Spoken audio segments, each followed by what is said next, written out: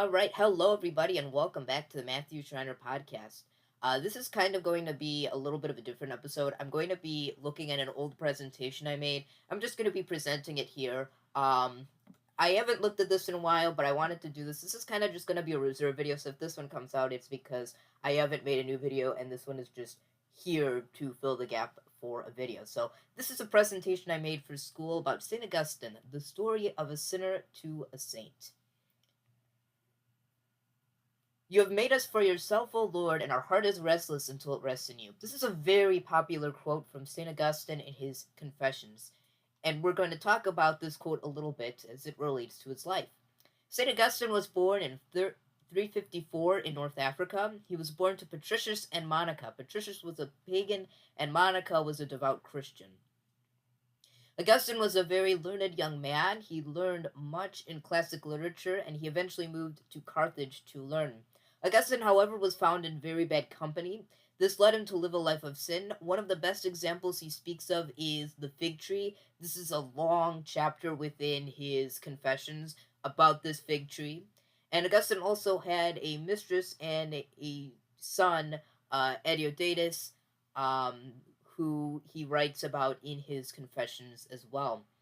The life of St. Augustine, this photo here, let me run back. This photo here is a picture of him and his mother. And then this photo here is him as a bishop holding the flaming heart. And this photo here is with him and his mother, Monica. So, life of St. Augustine. Augustine hungered for knowledge. As it said, he was a very learned young man. Augustine eventually fell into the idea of the Manichaeans. The Manichaeanism is the combined teaching of Buddha, Zoroaster, and Christ. This is kind of a heresy he talks about him holding in his Confessions. Though through all this, through his entire life, Monica continued to pray for her son. She prayed without ceasing. That is why Monica is one of the patron saints of helpless causes, alongside St. Jude. So the life of St. Augustine, eventually in 387, he was baptized by Ambrose in Milan, the Bishop of Milan, who he speaks about greatly.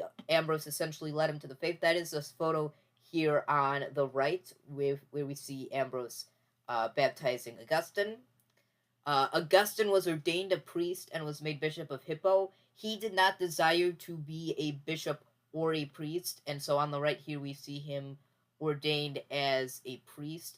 But I believe he was very, very, very, very much against being ordained a bishop or a priest.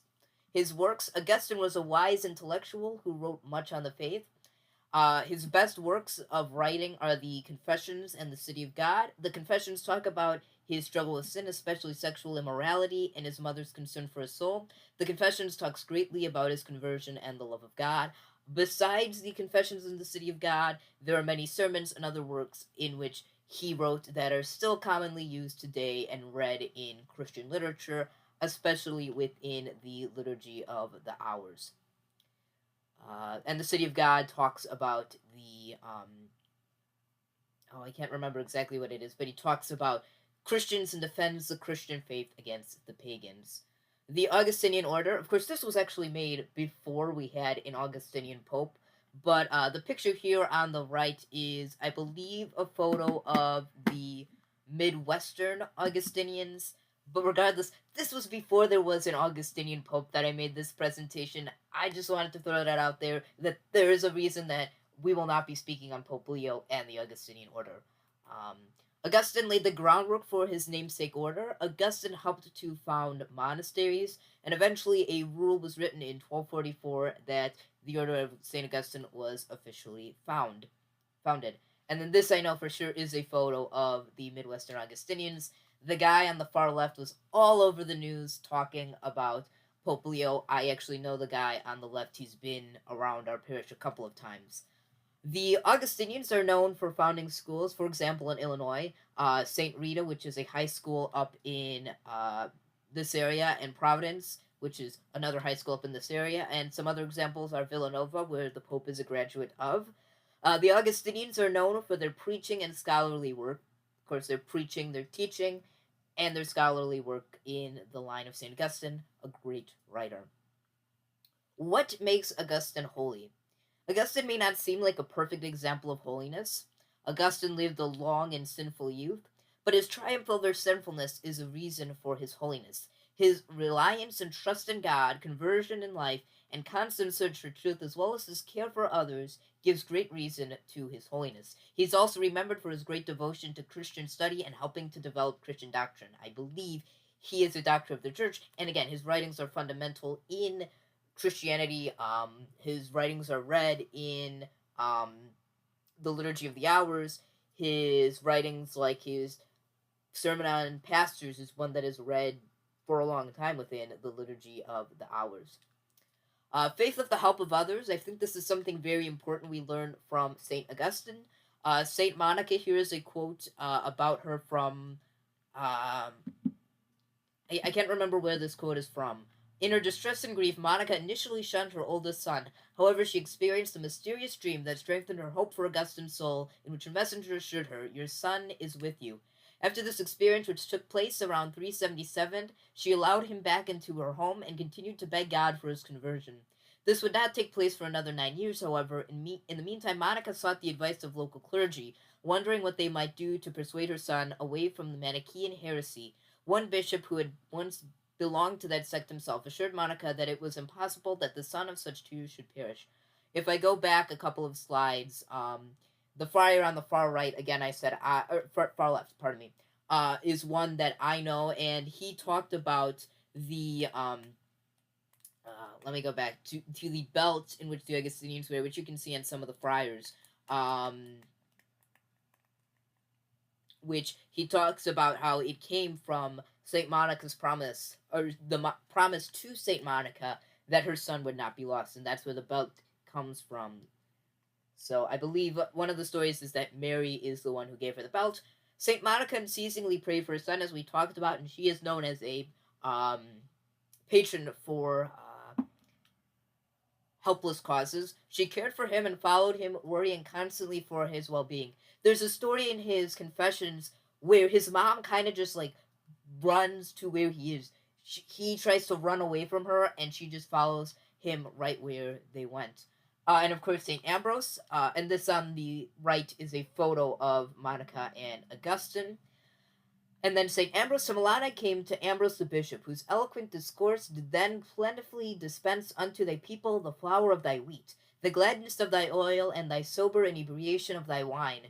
To him was I unknowingly led by thee, that by him I might knowingly be led to thee. That man of God received me as a father, and showed me an episcopal kindness on my coming.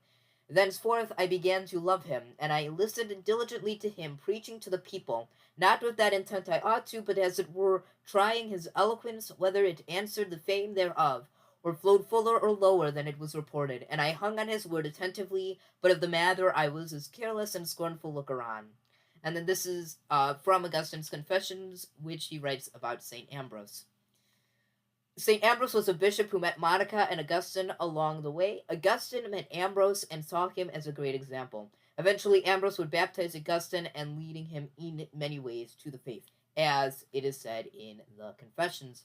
What can we learn from St. Augustine? This is one of my favorite photos of Augustine. This is on the cover of my version of the Confessions, and then there are some other versions of the Confessions that have different covers, but this is a common picture that is associated. Regardless, it is a picture of Augustine like this. My mom has a different copy of the Confessions than I do, and it's a different cover, but it's a very similar picture of Augustine in a similar manner. Augustine was a great sinner who even fell into heresy. Augustine can teach us to live lives of conversion. Augustine also teaches us the importance of having others along our journey of faith. And this is something that I want to very much stress. The life of conversion is very important, but that life of journeying along the way with someone else on faith is something I also want to stress. So thank you very much. This is a fun photo I really like. It's just funny. They post it on the internet every once in a while, so I just had to include it here. Augustine with hippo. So thank you for watching this. I hope you enjoyed this. This is a rather different video, so God bless and have a great day. Thank you all for watching. If you enjoyed this video, please consider liking and subscribing. Doing so helps us to spread this Catholic and Christian message to all. Please also consider supporting this channel on Patreon.